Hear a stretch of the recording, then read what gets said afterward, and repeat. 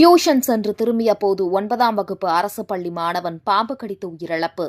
பொள்ளாச்சி அருகே உள்ள கிணத்துக்கடவு லட்சுமி நகர் green garden பகுதியைச் சேர்ந்தவர் சதீஷ்குமார் சித்ரா தம்பதியர்களின் மகன்கள் தீபக்ராஜ் 19, யஷ்வந்த் 14 ஆகிய 2 மகன்கள் உள்ளனர். இளைய மகன் யஷ்வந்த் கிணத்துக்கடவு அரசு மேல்நிலைப் பள்ளியில் 9ஆம் வகுப்பு படித்து வந்தான்.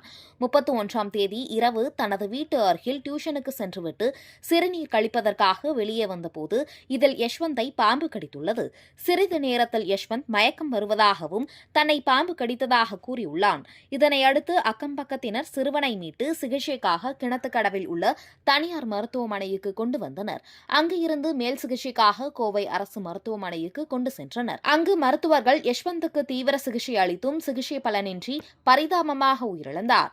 இதுகுறித்து கிணத்துக்கடவு போலீசார் வழக்கு பதிவு செய்து விசாரணை நடத்தி வருகின்றனர். அரசு பள்ளி மாணவன் பாம்பு கடித்து இறந்த சம்பவம் கிணத்துக்கடவில் சோகத்தை ஏற்படுத்தியுள்ளது.